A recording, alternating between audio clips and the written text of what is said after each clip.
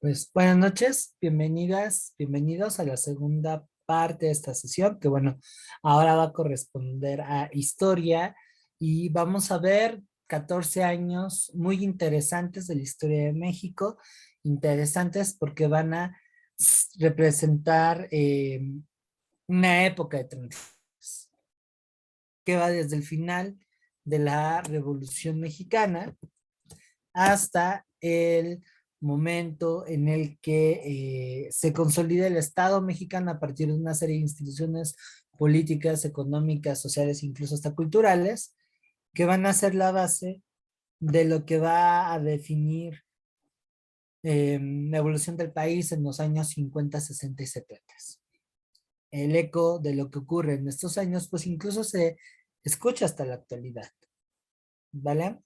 Entonces, lo que vamos a ver hoy es este periodo de transición que va a abarcar lo que se conoce como el México postrevolucionario, que son estos gobiernos que suceden al fin de la Revolución Mexicana y que van a ser protagonizados por una serie de eh, militares que habían participado en las filas del constitucionalismo.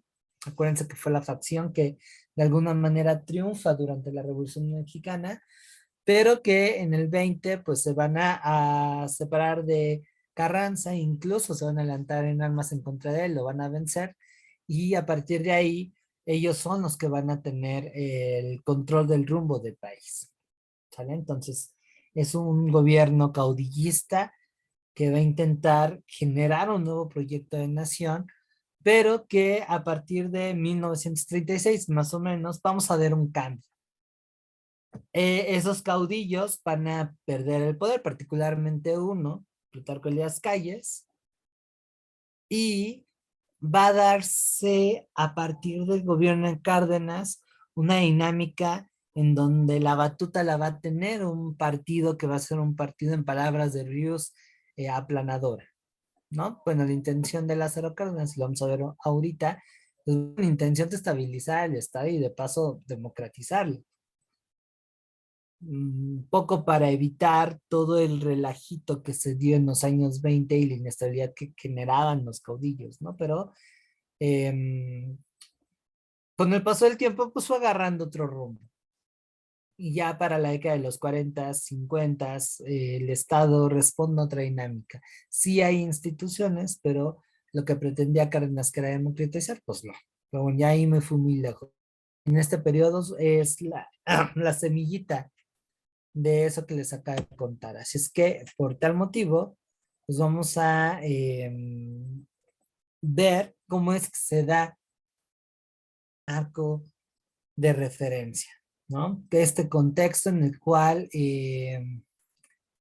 vamos a ver que México va a ser sensible a los cambios que se están dando afuera, así es que mi recomendación es que ustedes vayan haciendo una lectura en paralelo a lo que estaba sucediendo en Historia Universal en los años 30 y cómo eso va a incidir en lo que México va a hacer.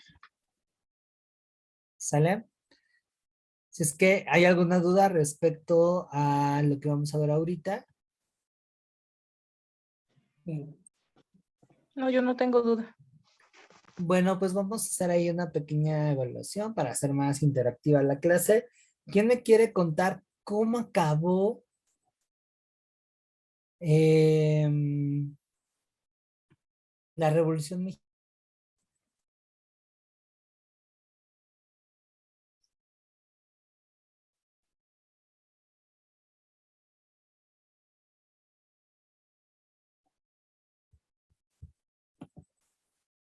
¿Cómo fue que concluyó?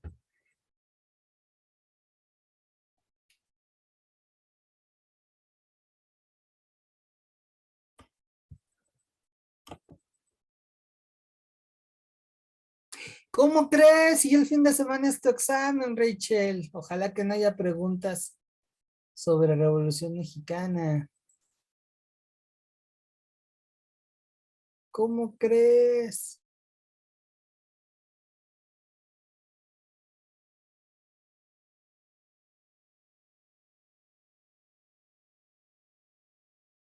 A ver, ¿alguien más que le ayude? ¿Cómo es que acaba la Revolución Mexicana?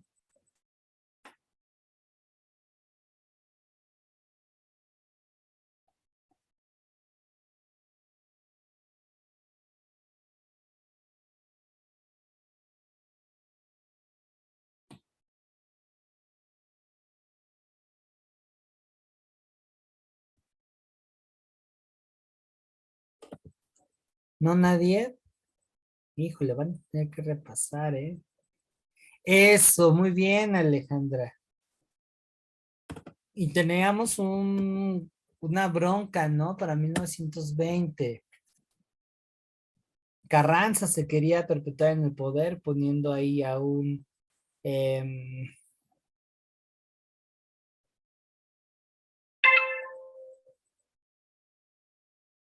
para poder perpetuarse, ¿no? Sin embargo, eso va a originar un descontento entre sus generales más allegados, uno de ellos por lo menos ya se veía como su sucesor, y bueno, tenemos otro levantamiento armado, ¿no? De los últimos, el plan de Agua Prieta, la revolución con el mismo nombre, que va a dar al traste con las ambiciones de Carranza, y bueno, ahí vamos a ver una sustitución de las figuras en el poder, lo cual pues vamos a ver la cimentación de un nuevo régimen político que va a ser muy interesante porque aunque en un primer momento Álvaro Obregón va a ser el manda más, el caudillo que va a gestionar la parte del poder tras una breve presidencia de Adolfo de la Huerta, pues también van a haber instituciones que les digo, van a ser relevantes para la vida política futura del país.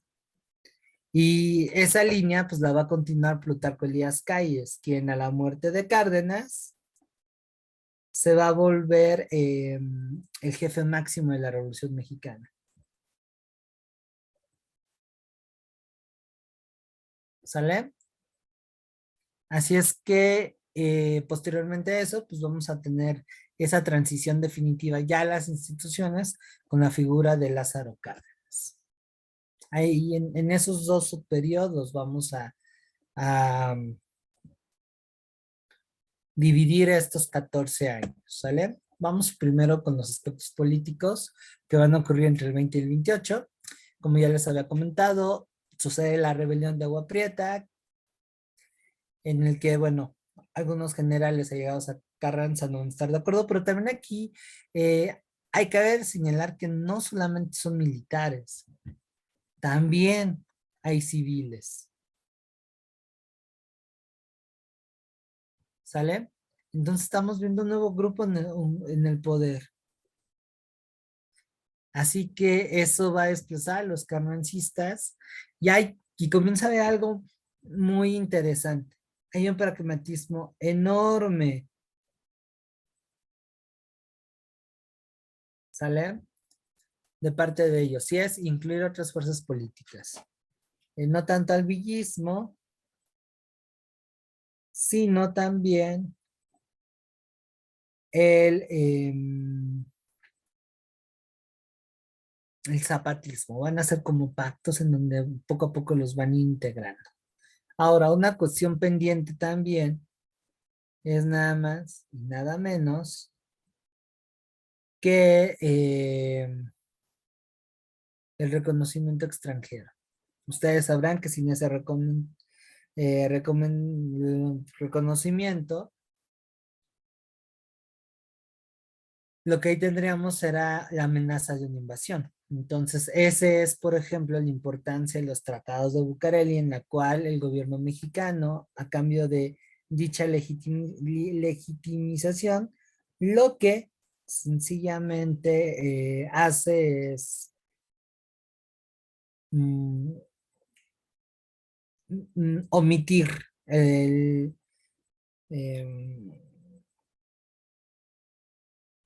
el quehacer de las empresas extranjeras en la explotación del petróleo y otros minerales mexicanos que a raíz de la Constitución del 17 aparentemente eran de la población, pero a partir de este pacto pues sencillamente no, no es igual. ¿Sale? Entonces fue como que un trato y eso va a dar cierta estabilidad.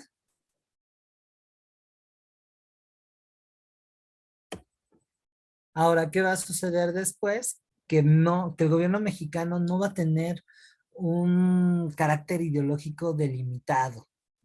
Sin embargo, no todos se van a aglutinar en este orden. En el 23, el expresidente Adolfo de la Huerta, quien, digamos, fue nada más un puente de transición entre Carranza y Obregón. De hecho, él organiza las elecciones para que Obregón gane, nadie más había puesto.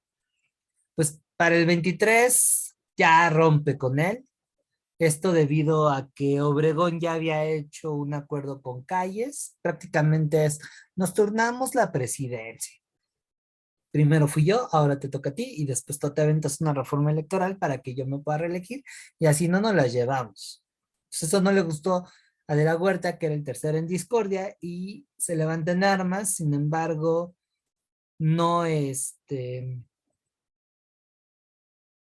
no, no triunfa. Su levantamiento es controlado, varios de sus allegados incluso son asesinados y él va a tener que huir del país. ¿Sale?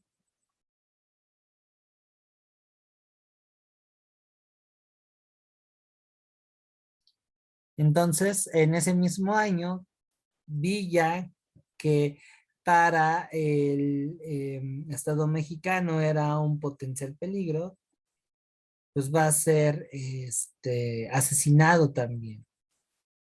De alguna manera ahí Obregón está detrás, Obregón y Calles.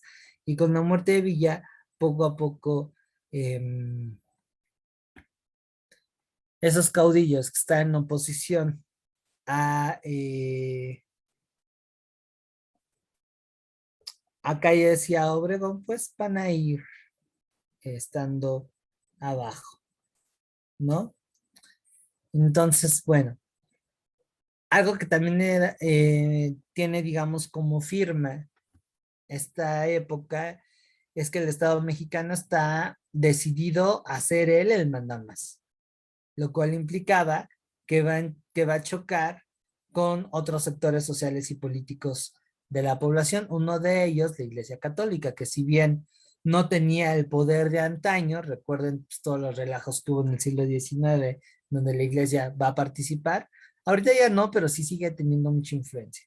Entonces eso no le va a latir para nada al gobierno mexicano, quien va a restringir la influencia y la capacidad de organización y de participación política de la iglesia. Eso no le va a gustar a la iglesia, y al final, entre 1926 y 1929, va a estallarse por ese motivo la Guerra Cristera. Que además de esto también hay que agregarle algo muy importante, el sector agrario. Para esta época el sector agrario queda desplazado, entonces eso también es un problema. Así que bueno, tenemos 3 años del último conflicto, digamos, abierto que hay en el país. ¿Sale? ¿Hay dudas?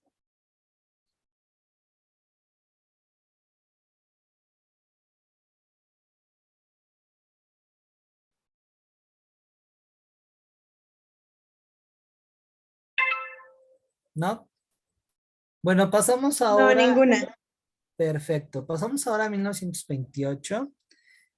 Em, Calles cumple con lo que ahí había pactado, hace una reforma electoral que permite que Álvaro Obregón llegue a la presidencia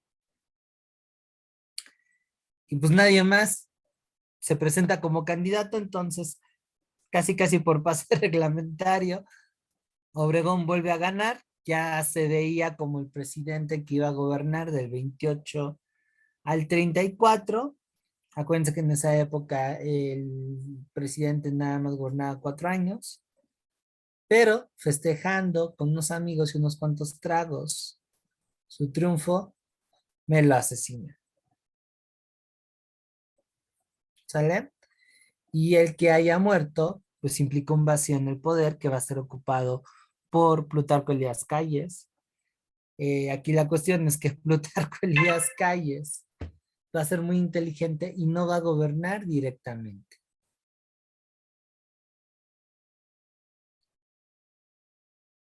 ¿Eh? va a gobernar a través de presidentes títeres. Emilio Portes Gil, que es este señor que se parece a don Francisco Rubio, y Abelardo Rodríguez. En el caso de Portes Gil, que es el más interesante de los tres, la universidad va a lograr su autonomía.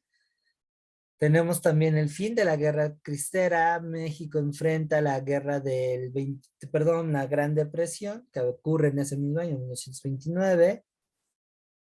¿Y qué más? ¿Qué más pasa con este señor? Ah, bueno, Plutarco Elías Calles, para darle un poco más de estabilidad al país, funda el Partido Nacional Revolucionario. Es decir, a diferencia del pasado, en donde las luchas políticas se dan de manera abierta e involucraban rebeliones, golpes de estado, ahora con la creación del PNR, pues Calles lo que hace es, pues de alguna forma, hacer que las cosas se laven en casa, al interior del partido, para que no hubiera inestabilidad en el país. ¿Sale? Entonces, bueno, ese va a ser el papel del PNR. Portes Gil, que era presidente interino, deja el gobierno a los 2 años, porque solamente él venía a cubrir una parte. Las elecciones las gana Óscar Ortiz Rubio. Hablemos que ganar es una palabra bastante generosa. Plutarco Elías Calles se lo apadrina. Sin embargo, pues en realidad todo lo hace Calles. Entonces, a la larga no le va a gustar a Pascual y él va a renunciar. Características de su gobierno: ser tremendamente nacionalista. ¿Vale?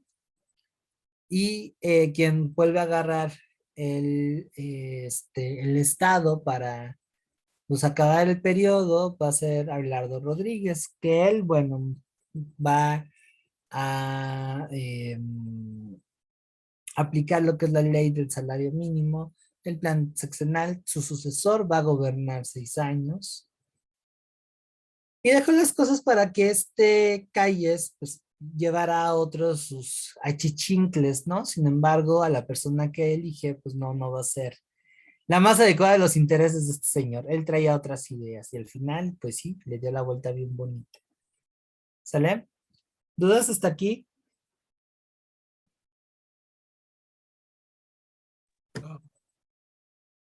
No, ninguna.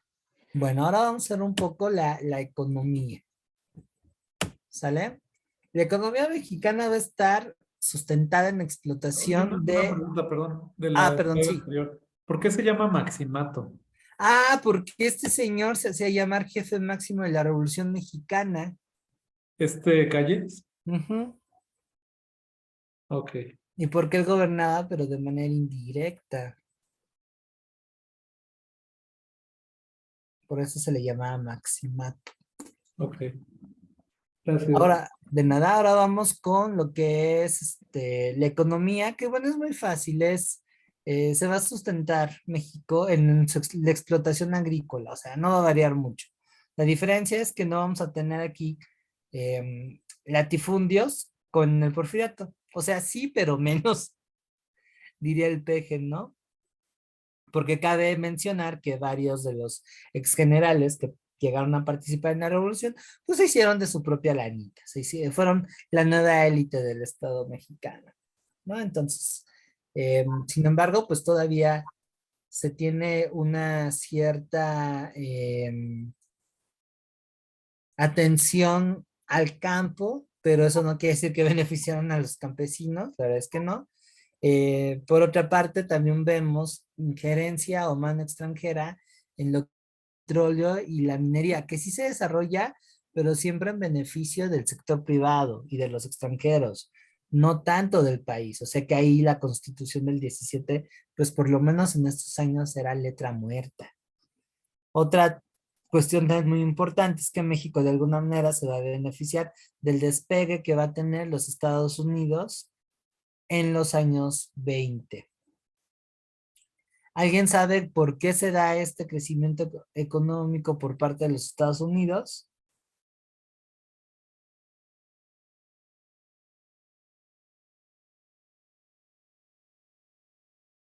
¿No se acuerdan?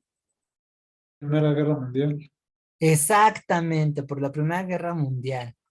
¿Sale? Y bueno, este intento de sobresalir económicamente, pues se va a visibilizar a través de la fundación de instituciones como el Banco Agrícola y el Banco Nacional de México y el Banco de México. ¿Sale? De hecho, el edificio del Banco de México pues está ahí sobre eje central para los que viven en la ciudad.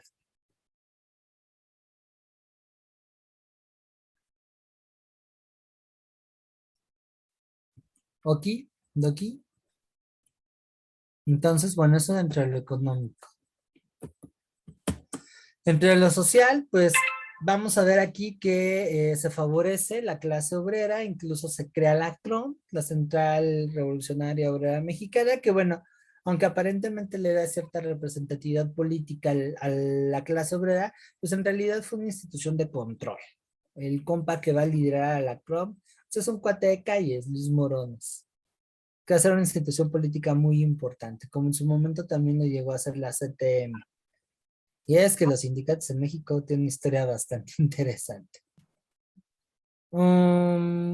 Además de eso, pues bueno, estamos viendo el elemento que va a caracterizar al país, que va a ser el corporativismo, es decir, el control de la sociedad a través de instituciones políticas y sociales afines al Estado.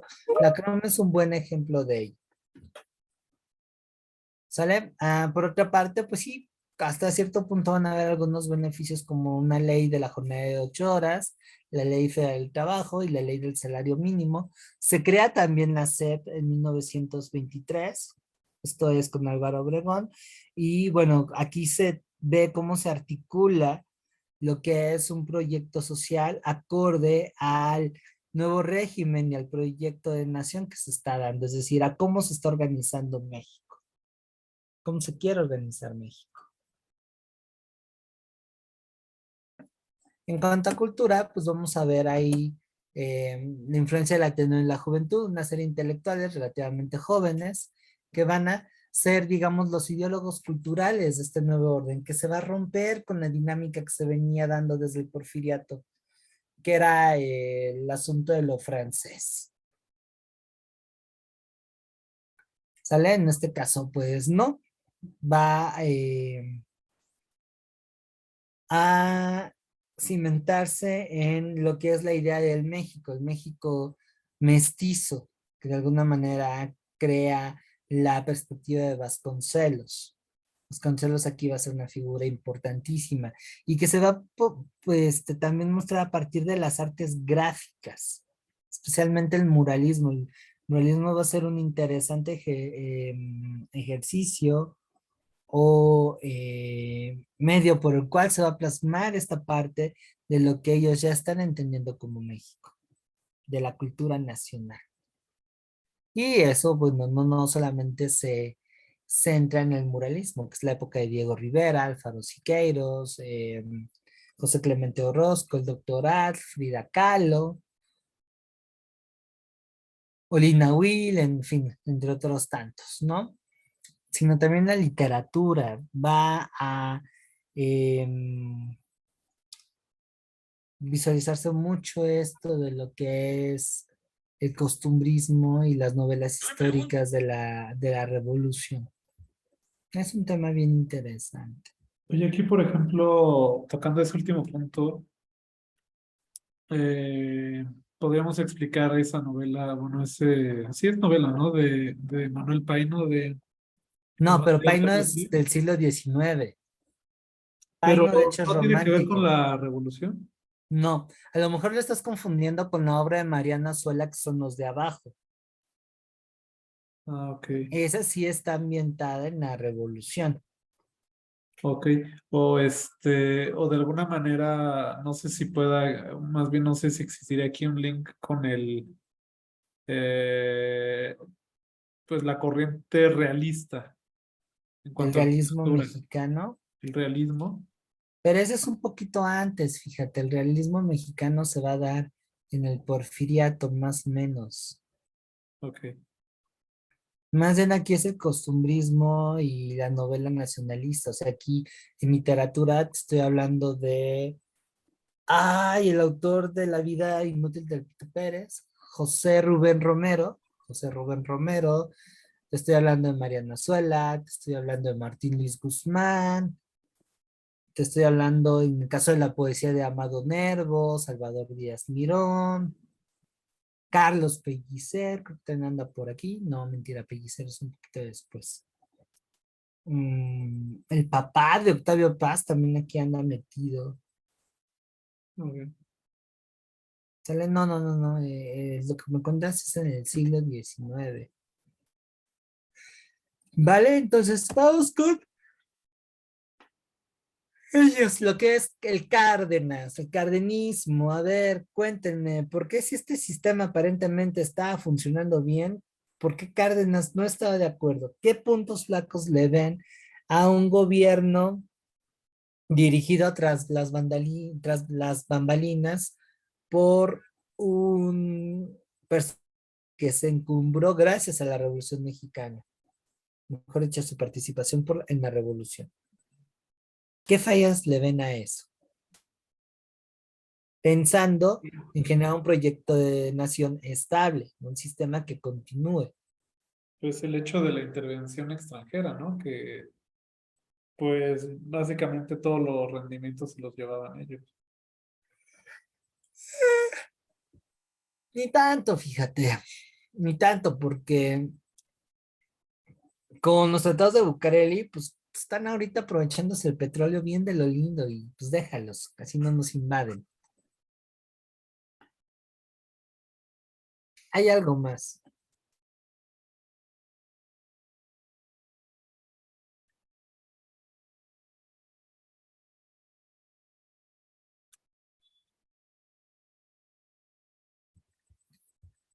hay algo más,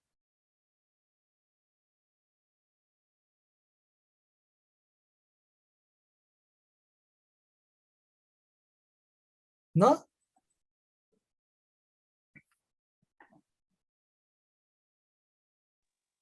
No, Pues que este señor se puede pasar por encima de la ley y entonces eso a la larga puede generar inestabilidad. No hay una consistencia mientras está un señor ahí. Es necesario fortalecer las instituciones, es necesario fortalecer a los actores políticos. Eso era lo que pensaba Cárdenas.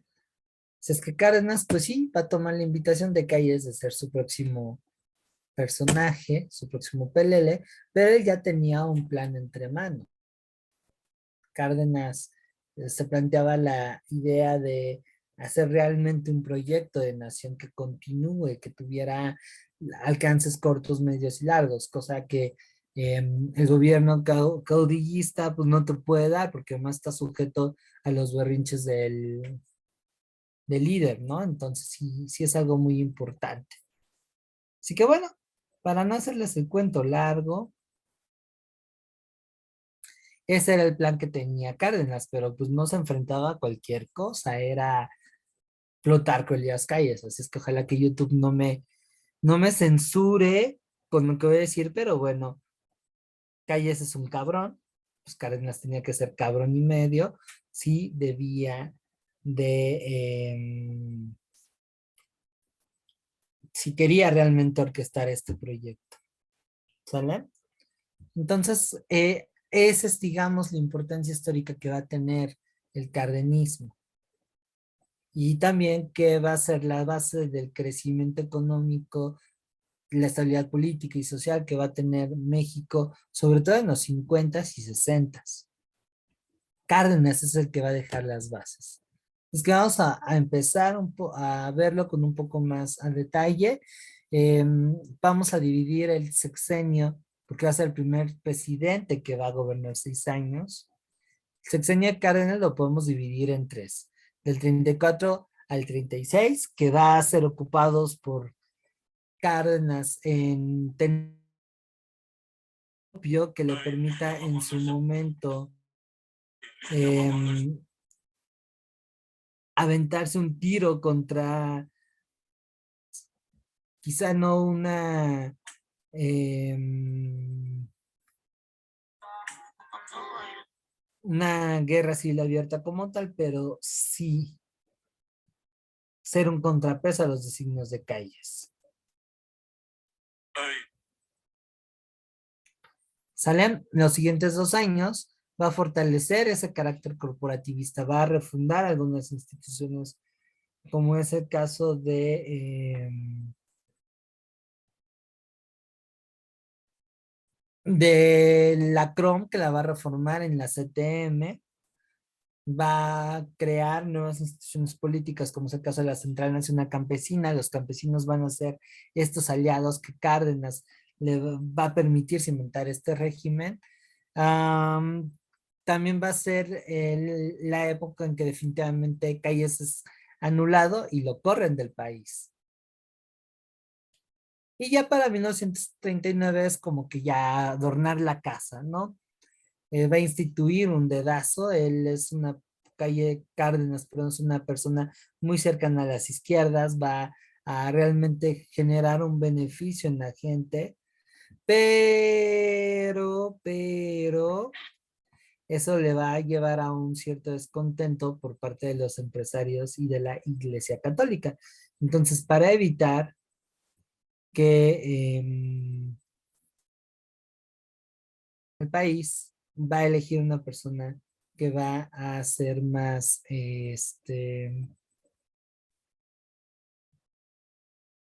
va a ser más maleable o flexible en cuanto al sector eh, conservador del país, ¿no? Entonces, sobre eso se va y de esa manera pudo subir.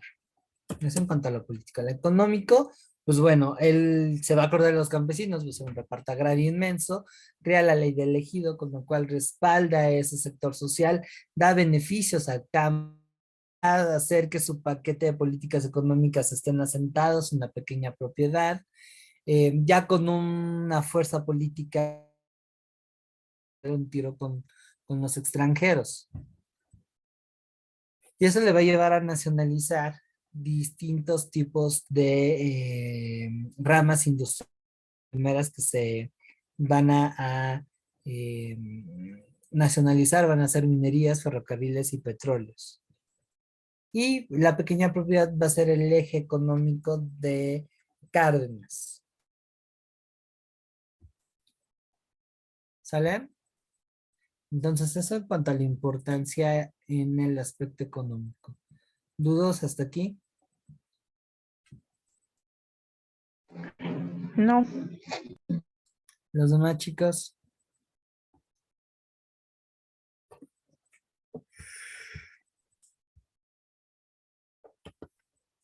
Ah, bien. Pues vamos a la parte social, que ahí también Cárdenas pues, la va a romper. Él va a enfocarse en un cambio en educación, va a denominarse lo que es la educación socialista, que sí va a ser una educación cargada a las izquierdas, pero que también tiene la intención de ampliar la mente del mexicano, hacerlo más científico. La sociedad es muy tradicional y eso, bueno, Cárdenas también está como, no manches, me van a, tantito que se mezcle la iglesia otra vez me va a tomar el changarro, ¿no? Entonces, plantea que la educación sea distinta.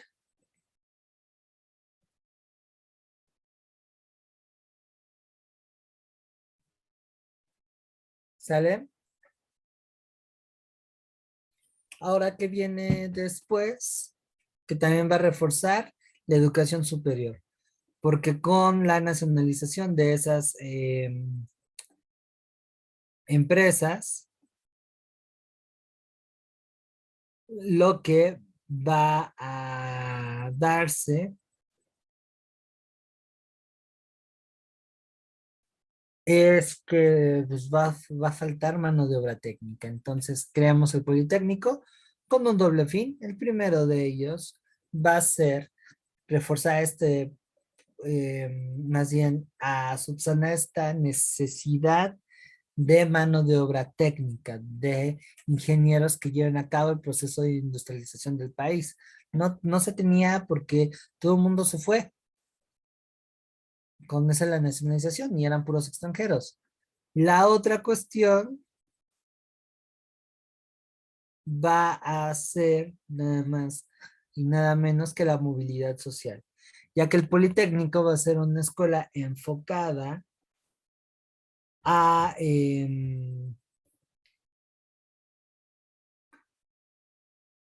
darle educación superior a los hijos de los campesinos y los obreros.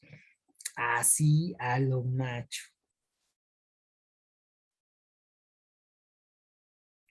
Y con eso pues vamos a ver la génesis del paulatino aumento de la clase media. ¿Sale? Entonces ahí Cárdenas lo tiene todo controladito.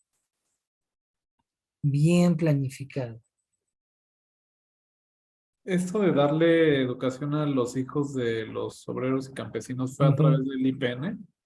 Y de otras instituciones, porque crea instituciones técnicas, escuelas de carácter medio, de lo que es artes y oficios, también deja un antecedentes de lo que va a ser el CETIS, crea la superior de maestros, en donde se formaban los profesores, no solamente como profesionales de la educación, sino también como líderes de sus comunidades, que velan a sus comunidades, que hacen trabajo político.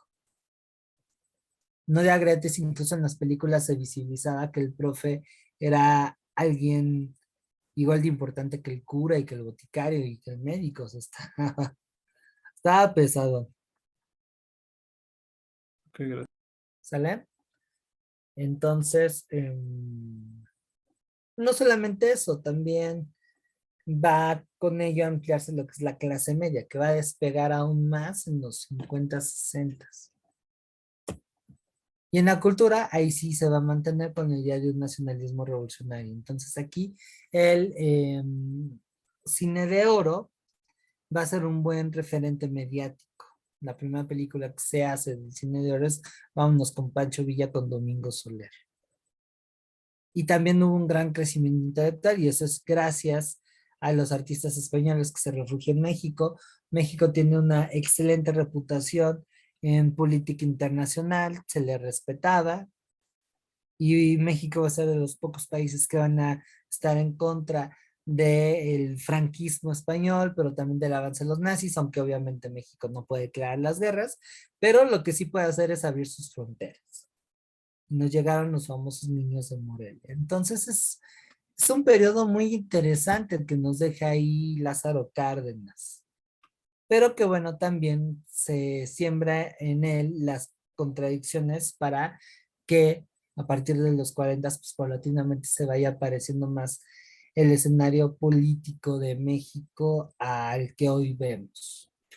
Que ese tema lo veríamos el miércoles, ¿sale? ¿Dudas hasta aquí?